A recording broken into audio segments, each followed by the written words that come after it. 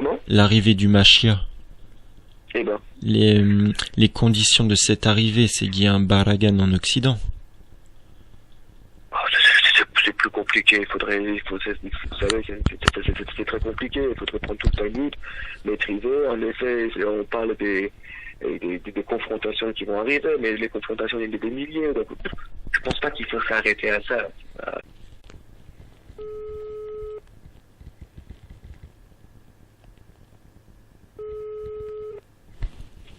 Bonjour. Oui, bonjour, je vous appelais pour un renseignement. Oui. En fait, j'avais une question un peu théologique. Oui. Vous suivez la Torah, c'est ça? Oui. C'était par rapport à Abraham. Oui. C'était pour savoir, la Torah, elle est venue après Abraham. Oui. D'accord. Abraham, il a promis la terre promise, elle est promise à Abraham, aux descendants d'Abraham, c'est bien ça? Oui. Et le christianisme et l'islam, au sens Ishmaël et Ésaïe, ils descendent de Abraham. Oui.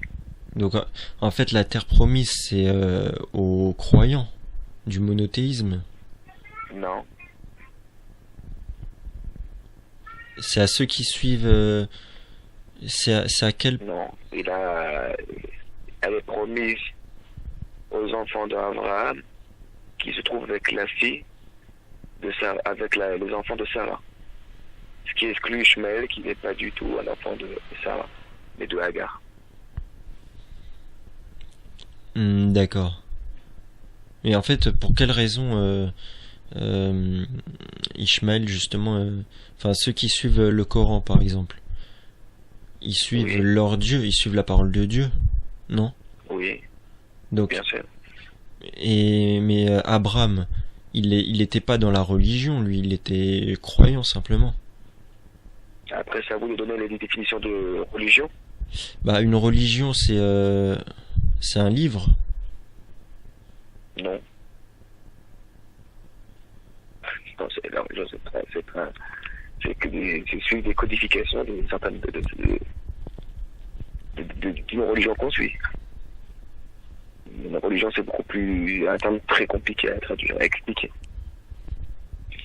D'accord. Pour vous, est-ce que Abraham était juif? Est-ce qu'Abraham était juif? Le mot juif, c'est compliqué de lui attribuer. Par contre, de dire que le judaïsme aujourd'hui, c'est la religion d'Abraham, oui. Le judaïsme descend. Si vous prenez au sens historique du terme, Abraham, on peut pas dire qu'il est juif, puisqu'il est, mais c'est sa croyance et sa foi et sa pratique, et celle d'un juif d'aujourd'hui, oui. D'accord, mais par exemple, quelqu'un qui suit les évangiles ou le Coran, il a la même foi que Abraham ou Avram. Oui et non. Non et oui. Puisque la Torah n'est pas compatible avec l'évangile et ni avec le Coran. Tout en respectant ces deux religions. C'est pas compatible les évangiles, par exemple, et la Torah? Écoutez, déjà l'évangile, si vous regardez un peu plus, c'est des écrits anonymes. Hein, c'est les apôtres. Comment? C'est les apôtres. Oui, pas vraiment, c'est des écrits anonymes qui ont été attribués plus tard, 400 ans plus tard. On regardait l'état de l'Église dans les archives de l'Église. Oui. Donc c'est des écrits anonymes. Après, pour l'Évangile, il y a beaucoup de, de répétitions de la Bible. Après, tout en respectant ce livre, je ne sais pas si on va étudier le problème. Il y a la foi qui appartient à la foi des chrétiens, et il y a le livre de l'Évangile. C'est deux choses qu'il faut dissocier. Oui. Maintenant, ce qui est problématique de toute façon, il y a deux choses. Il y a le croire tout en n'étant pas juif, ce qu'on appelle un noachique, et après il y a ceux qui ont voulu christianiser cette croyance en judaïsme, ou islamiser cette croyance en judaïsme, et tout bon l'ensemble. C'est-à-dire que lorsque vous entrez dans des églises et il y a des représentations de l'un ou de l'autre, pour nous c'est inconcevable. Oui. Mais Lorsqu'on parle de Trinité, la Trinité existe chez nous d'une autre manière, mais pas de la manière dont les catholiques en ont fait beaucoup plus tard, puisque la Trinité catholique a évolué bien plus tard, puisqu'au XIe siècle, l'Trinité n'est pas ça. L'Trinité, c'est une manière d'accepter que Dieu a plusieurs attributs différents. Dieu réfléchit, Dieu pense, Dieu veut. oui, c'est Alors ça. que nous, c'est une seule chose. Ça, c'est une forme de Trinité qui existait dans le XIe siècle, dans l'Espagne chrétienne. Dans les D'accord. disputations qu'on peut voir avec les rabbins de l'époque. Donc aujourd'hui, le problème, il n'est pas vraiment la religion. Si aujourd'hui on parle d'Abraham, la croyance pure qu'avait Abraham, c'est celle qui est identifiée au judaïsme. D'accord. Et par exemple, un musulman qui suit le Coran, pour lui, il n'y a pas de Trinité. Oui et non, puisque pour lui, alors, c'est pas une question de trinité, c'est que le musulman, souvent, la question de Mohamed est un peu, et comment dirais-je, un peu complexe. Mohamed prend une dimension un peu divine comme Jésus, bien qu'ils ne le disent pas, ils le disent. Mohamed Rasulullah. Ouais. Hein, c'est ce qu'on dit, Mohamed est suivi, il a Allah, Mohamed Rasulullah. Dieu est un et Dieu a choisi Mohamed. Et on donne un caractère un peu divin, ce que nous on refusera de donner à Moïse. Mais ça, c'est pas vraiment le Coran. Ça, c'est la religion. Parce qu'après, il y a différents. Il y a les chiites, sunnites, il y a Bukhari, il y a des exégètes. Oui, bon, après, ce qui est évident, c'est que je pense, mais ça, je pense pas de la religion, je pense à titre personnel, bien entendu que l'islam est beaucoup plus monothéiste et que si on prend d'une manière un peu pure, l'islam est beaucoup plus monothéiste par rapport aux chrétiens, oui. D'accord, mais étant donné que Abraham il suivait pas la Torah, on peut dire que la terre promise. Il suivait la Torah, parce que tout dépend comment on regarde la Torah. La Torah, c'est pas une histoire d'histoire, c'est pas un livre de science, c'est vraiment des préceptes, des lois. Et ces lois, c'est ce qui permet à l'homme de vivre dans ce monde-là d'une manière heureuse et d'une manière construite. C'est ce qui permet à l'homme de se construire, à vivre heureux avec un équilibre. Donc ces valeurs se sont habillées dans un livre qui s'appelle la Torah, à travers une histoire, par des morceaux choisis. On ne raconte pas toute l'histoire d'Abraham, toute l'histoire d'Isaac, l'histoire de Jacob. On raconte les éléments qui vont pouvoir habiller des valeurs que Dieu a choisies, que Dieu a voulu. Donc le message de la Torah, c'est un message qui est universel et c'est un message qui est éternel. Dans ce sens que les musulmans, lorsqu'ils vont dire la Torah, on est la continuité de la Torah, faux. La Torah n'a pas besoin de continuité puisque la Torah existe autant que message divin, c'est-à-dire qu'elle est intemporelle. Voilà. Donc après, la question de l'islam va se poser, pourquoi, bon, ça c'est d'accord, c'est normal, c'est très bien, qu'on a juste qu'il va mourir, en 632, on sait que Mohamed sa mère était juive, on sait que son côté rabbin, on sait que dans le Coran, dans les différents sourates qui sont galana, qu'il a une influence juive, quand il est à Médine, il a une influence un peu chrétienne, on sait que c'est pas Mohamed qui a compilé le Coran, mais bien plus tard ses gendres, après son décès en 632. Donc l'histoire du Coran est un peu compliquée, mais la dimension divine qu'on retrouve dans le judaïsme est plus difficilement retrouvable dans le Coran. Tout autant que le Coran, ça reste le livre de l'islam. Oui, mais après, il peut y avoir des gens qui suivent à la fois la Torah, les psaumes, les évangiles sans suivre la Trinité forcément imposée par l'Église. Et de toute façon, il n'est pas question de chercher à que tout le monde suive la Torah autant que juif. La seule chose, la Torah, elle a dit, celui qui veut être juif, il est le bienvenu. Celui qui ne veut pas être juif, qui respecte vraiment les lois noachides. Après, si quelqu'un suit le Coran et suit l'Évangile, tout en respectant les lois noachides, tant mieux. Tant mieux. Ça, c'est mon regard de juif. Maintenant, après, un regard musulman chrétien peut être différent. Je ne suis pas pour imposer notre manière de voir les choses. Et si quelqu'un suit le Coran tout en étant un homme parfait, c'est un homme parfait qui aura le paradis, qui aura tout ce qu'il mérite. Dieu regarde son lecture. Mais il n'y a pas un problème avec une incompatibilité entre la Torah et le Talmud que la plupart des Juifs acceptent, qui fait que ça annule la Torah.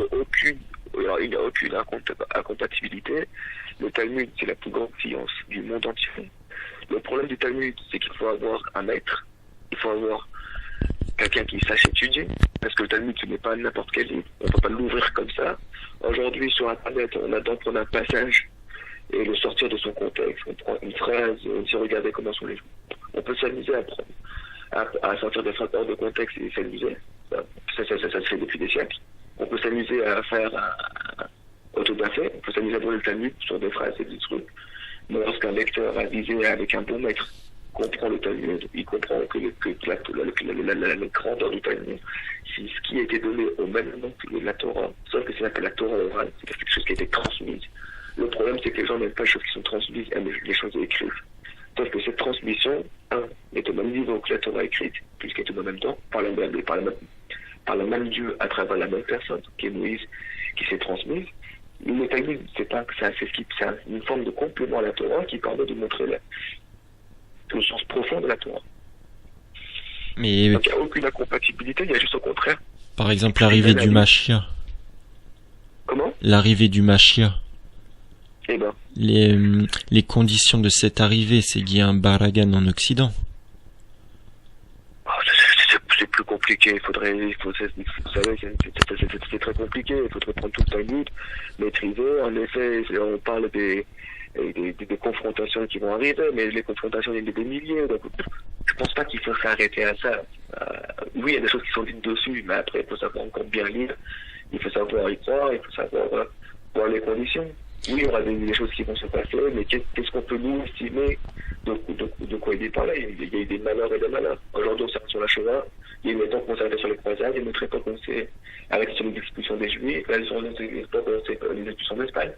Chaque génération a vécu des drames. Mais c'était pas à but religieux, les croisades et la Shoah. C'était pas dans un but.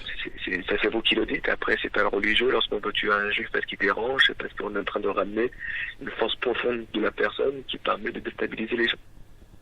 Bah, en fait, la Shoah, enfin, c'était... Lorsqu'un juif croit, il dérange. Non, mais en fait, il dérange. Par exemple, la Shoah, c'est parce que, à cause de la République de Weimar. Parce qu'il y a eu la crise de 29 et que l'Allemagne a été ruinée et que, après, il y a eu une... mais le fait de chercher le bouc émissaire chez les juifs, ça montre que derrière la religion, il y a une force qu'ont créé les juifs depuis des milliers d'années, puisqu'on est un des seuls peuples qui est le plus vieux. Pour autant, on fait la même chose, et ce qui dérange tout le monde. Donc, peut-être c'est pas, oui, ça motive de l'antisémitisme. L'antisémitisme, elle a toujours existé. Bah, qu'est-ce qui là, il est dérangé plus par un juif qu'un musulman? Non, mais en fait, par rapport pour la Shoah, c'est parce que c'était des questions au départ, c'est parce qu'il y avait un chaos en Allemagne dans les années 20, dans la crise de 29, mais ça n'a rien à voir avec. Il y a un chaos, et le bouc émissaire et le juif, c'est ça. Bah, en fait, après, puisque c'est tout de suite un antisémitisme qui est visé au point que si vous voyez les non, en fait, c'est pas le juif, c'est qu'il y avait des banquiers juifs qui ont fait certaines choses en Allemagne, qui étaient juifs allemands. Mais après encore, est-ce que ces gens-là ils suivaient la Torah? Je pense pas. Donc moi je les considère même pas. Ils sont juifs, ils sont pas juifs autant. Je pense pas qu'il est chez les banquiers, ni pas chez les banquiers. La crise elle est pas au niveau seulement de l'Allemagne. Le seul problème c'est qu'on a des personnes qui après la guerre ont voulu tout constamment voir dans le juif. Le problème c'est déjà une politique xénophobe et deuxièmement le juif c'est toujours un étranger. Donc peu importe qui il est, et les erreurs sont pas spécialement des juifs, on va chercher, lorsqu'il y a un problème, on va chercher qui est visé. Et celui qui était visé dans ces années-là, qui dérangeait tout le monde, c'est le juif. Et on sait très bien, la Shoah, elle arrive quelques années après l'histoire de Dreyfus, hein. Et les gens qui ont vécu la Shoah ont vécu Dreyfus, hein. Donc on est sous l'influence de Dreyfus, un bon capitaine, un bon français qui n'est pas religieux, mais c'est le juif. Mais parce qu'ils veulent rester dans leur, ils ont une conception d'un peuple. Le problème du juif, c'est qu'il est différent. Voilà. Et pourquoi il est différent? Parce qu'il tient des valeurs très fortes. Ça, c'est ce qui dérange. Bah, par exemple, le chrétien, il a aussi des valeurs fortes, mais. Comment? Non, enfin, le chrétien et le musulman, ils ont aussi des valeurs fortes, mais. Enfin, c'est pas une. Si vous voyez encore des chrétiens en 2018, vous êtes forts. Non, bah oui, je sais qu'il y a un affaissement, mais. Parce qu'en fait, il y a un nationalisme, il y a un communautarisme juif, pas forcément négatif ou positif. Oui, parce que vous voyez que concrètement, la seule religion aujourd'hui qui est toujours rassembleur et qui est toujours unie, indépendamment des coutumes différentes, des différentes provenances et origines de certains juifs, le problème du juif c'est toujours le même, et de toute façon tous les juifs sont unis parce qu'on partage la même valeur. Pour vous, c'est rassembleur? De sunnites, de chiites, c'est salafiste, il n'y a pas de guerre qui se trouve comme chez les musulmans, où on se tue les uns et les autres parce qu'on prétend plus autre chose. On peut avoir oui, chiites, sunnites, eux, ça d'accord, mais par exemple en Israël, il n'y a pas une volonté de rassemblement de la part des juifs. Non, on ne cherche pas à se rassembler. Par contre, que quelqu'un soit juif ashkénaze, arabe, qui vient du Yémen, qui vient de Bulgarie, qui vient de Hongrie, à un moment donné, on a un respect. C'est une culture différente, mais il y a un respect. Alors que chez l'islam, il y aurait une destruction. S'il n'est pas chiite, il n'est pas salafiste. Ah mais oui, eux ils sont, je sais que... Donc, encore une fois, ce que je veux dire, c'est que la religion juive a créé, et d'ailleurs entre les orthodoxes et les catholiques, etc., on n'a pas entré dans ça, on n'a pas brûlé les catholiques en Irak. Ce que je veux dire, c'est que le judaïsme a créé des valeurs très fortes. Qu'on soit pratiquant ou pas pratiquant, c'est dérangeant. C'est dérangeant parce qu'un jour ou l'autre, on se rend compte que le judaïsme est uni par des valeurs très fortes et de fond. D'accord, même le mot religieux, un jour ou l'autre, il dira oui, mais s'il faut, je suis juif. D'accord. Pourquoi? Parce que c'est des valeurs qui sont fortes. Bah après, ça dépend si pour vous c'est une race ou une religion. Comme les Français ont toujours été fiers, soit de la révolution, soit de la laïcité. Après, le problème, c'est qu'est-ce qu'on en fait? Parce qu'aujourd'hui, la laïcité est en train de tuer les gens. Puisqu'on est en train de faire des guerres de laïcité. Qu'est-ce qu'est la laïcité? Mais la laïcité, elle est promue par une intelligentsia d'origine juive, par exemple Finkielkraut, Zemmour. Ouais, ça va, on va sortir tout ça, on s'en fout, c'est pas le problème, il est pas là. La laïcité, c'est un produit français qui est là pour réussir à réunir les Français, et malheureusement, ça les divise. Voilà. On va pas chercher qui est le fautif derrière. Parce que en vous entendant, vous sentez tout de suite, encore une fois, le problème juif. Le problème, il est derrière la laïcité. Est-ce que vous cherchez à une union des Français, vous cherchez qui est la cause de la laïcité? Et mon discours, c'est un problème, c'est un produit français. Votre discours, c'est un problème juif. Donc vous voyez comment un juif voit les choses et comment vous voyez les choses. Vous visez le juif, moi je vise je réunis. Donc tout dépend comment vous faites les choses. Mais la laïcité, elle est d'origine maçonnique déjà à la base. On s'en fout de l'origine. Ce qui est essentiel, c'est quel est le but et quelle est la valeur. Bah le but, c'est à arrêter le christianisme. La loi de 1905, ça a été ça. Non, c'est pas ça. C'est pas arrêter le christianisme, c'est arrêter les conflits et la supériorité de l'Église. Mais pas arrêter l'Église. Oui, enfin, c'était plus contre l'Église, la laïcité. Pas vraiment, puisqu'aujourd'hui, la France soutient encore les Églises. La France, elle soutient les Églises? Qui c'est qui paye le patrimoine catholique? Les Églises sont payées par la France, encore aujourd'hui. Enfin, moi, les catholiques n'ont pas voulu récupérer les églises, tout en sachant que ça allait leur coûter trop cher. Mais justement, dans le Talmud, la vision de l'église, elle est très négative. Par exemple, Jésus, il est même insulté, parce que tout dépend, insulter c'est très compliqué. La question, c'est de savoir quel était le christianisme qui était vécu à l'époque. À l'époque, c'est Rome qui est le pouvoir du monde. Rome a ces idées totalement qui sont chrétiennes, et celui qui ne pense pas de ça, c'est on est bûché. C'est comme l'Espagne. Oui. L'église, à l'époque, je sais que c'était... Mais aujourd'hui... L'abbé Pierre, aujourd'hui. À l'époque, t'es pas chrétien, le bûcher était là. Oui. T'es pas chrétien, tu peux pas faire tes commerces. On est viré de France, on est viré d'Angleterre, on est viré d'Espagne. Par les catholiques. Donc, imaginez que 1000 ans après le Talmud, on est viré de tous les côtés. Imaginez un peu la peur talmudique envers le christianisme. Qui est qu'aujourd'hui et qui est inimaginable. Aujourd'hui, il ne faut pas imaginer que l'archevêque va nous mettre en prison ou au bûcher. Parce qu'à l'époque, c'était possible. À l'époque, il y avait des disputations de très haut niveau. Aujourd'hui, les disputations qui entrent rabbin curé, c'est de l'amitié judéo-chrétienne. À l'époque, c'est pas de l'amitié. À l'époque, c'est de la confrontation. Oui, mais c'était un prétexte, en fait, la religion. C'est comme les croisades, c'est un prétexte, à chaque fois. C'est tout le temps un prétexte, là. C'est ce que vous avez un prétexte, le prétexte, qu'est-ce que vous avez par prétexte? Quand par exemple Bush il jure sur la Bible pour aller en Irak, à chaque fois c'est les croisades, c'est au nom de la religion, tout le temps c'est utilisé, c'est pareil, c'est la religion mais derrière. Parce que vous reprendrez l'histoire, parce que le pouvoir Parce que le pouvoir et l'Église sont quasiment la même chose. Qui est le plus fort, le clergé ou qui est le plus fort, le clergé ou le pouvoir politique. Et vous voyez que dans toute l'histoire, ça a souvent été le clergé. Donc la laïcité a voulu donner plus de pouvoir au pouvoir.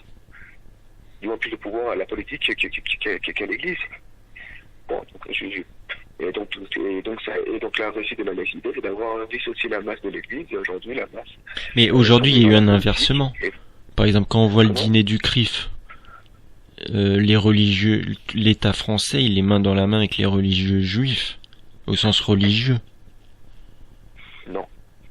Faux. Bah, tous les ans, le président, il va au dîner du CRIF.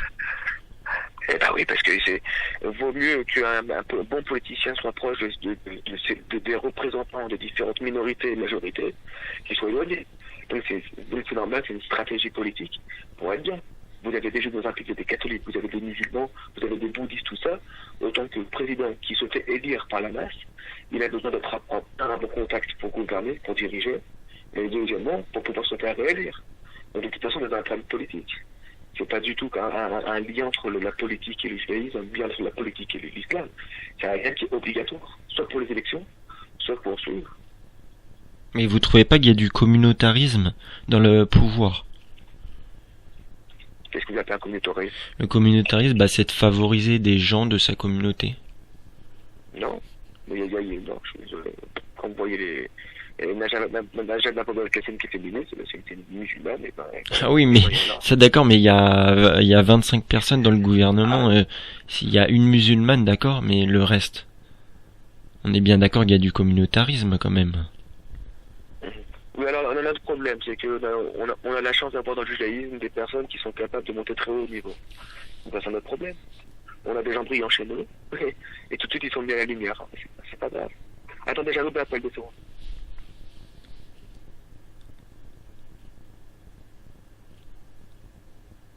Ça a coupé.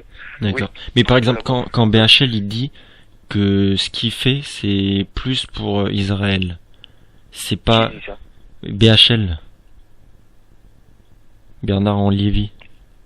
Eh ben, c'est, il y a bien une, enfin, je sais pas, on est à fond dans le communautarisme, mais c'est pas une question de brillance. C'est du communautarisme, en fait. Non? Il aime Israël, il aime son pays. Mais, en fait, ouais, c'est ça, le truc, c'est, par exemple, s'il y a une guerre Israël-France, et vous habitez en France, vous êtes plus de quel côté, admettons? C'est une question qui n'a non sens. Ah, en gros, votre pays de cœur. J'aime la France parce que c'est inimaginable qu'elle va attaquer Israël. Voilà. Par contre, en effet, si la France vend ses juifs dans la Shoah, on va être dans deux contextes. Donc il y a le juif d'avant la guerre mondiale qui croit en la France, il y a le juif de Dreyfus qui croit en la France, il y a le juif d'après-guerre qui dit attends mais Pétain tu nous as foutu dans la main des Allemands, et aujourd'hui le juif qui dit attendez mais je comprends pas pourquoi vous voulez même défendre de la cause palestinienne. Donc le problème il n'est pas là, il n'est pas parce que j'aime la France ou pas la France, on aime la France pour ses valeurs. Et ces valeurs, tant qu'elles sont respectées, on l'aime. Alors si demain la France on est sur ses valeurs et attaque Israël, c'est qu'il y aura un problème soit du côté d'Israël, soit du côté de la France. Mais par exemple Zemmour, quand à un moment Ruquier lui avait dit est-ce que vous êtes un juif français ou un français juif, il avait dit je me sens juif français, c'est-à-dire juif avant d'être français. Ouais, c'est ce que tous les gens veulent faire sortir, on s'en fout de tout ça. Mais vous, c'est pas votre cas? De religion juive. Je cherche même pas à rentrer dans ces débats, pour moi c'est bidon. On aime la France, on aime la religion. Donc juif français, français juif, on peut tourner des pages et écrire des pages et des pages et des pages qui vont intéresser certains, moi c'est une question. Non mais en gros, on peut pas être patriote et... Est-ce qu'on peut être juif et patriote français? On peut être juif et patriote français à 100%, jusqu'au jour où la France nous dit tu peux pas faire des la Shabbat, tu peux pas faire ci, tu peux pas être Bakipa, tu peux pas être ci, tu peux pas faire ça. Et là on dit bah c'est quoi, on est juif par la France. Mais par exemple la Thaï. Entre Bakipa et la France, je choisis Bakipa. Mais j'aime la France parce qu'elle m'a jamais demandé ça. Et si elle me demande, je préfère la religion. Parce que la religion m'a fait vivre 2000 ans. La France, Napoléon, les guerres, les empires, les trucs. Voilà, c'est... Mais pour vous, il n'y a pas il y a pas, vous avez pas le sentiment vraiment, mais je dis pas ça méchamment, mais que les gens, la majorité des juifs, ils sont plus du côté d'Israël que du côté de la France. En fait, la France, c'est parce que voilà, c'est pour le côté, voilà, mais c'est pas vrai, sinon il n'y aurait pas eu autant de juifs en France. C'est faux. Sauf qu'on est tous attachés avec ce pays, parce que c'est un pays qu'on a hérité depuis Abraham, Isaac et Jacob. C'est un pays où on est vraiment représenté. C'est un pays qui sera toujours là pour nous accueillir si jamais on a des soucis. Ça reste notre ambassade. Il sera là toujours pour vous accueillir. Notre ambassade à tous. Mais par exemple, vous savez... L'ambassade juive du monde, c'est Israël. Mais vous pensez pas qu'il y a des juifs qui peuvent trahir d'autres juifs? On est tous des hommes. On est tous des hommes. Donc c'est évident que ça peut arriver. Parce que vous savez que, par exemple, Hitler, il a été financé par des banquiers juifs. Oh, bah ça... Bon. Je dois vous laisser parce que j'ai un rendez-vous dans 2 minutes. D'accord, ok, bah merci quand même d'avoir... Merci. Au revoir. Au revoir.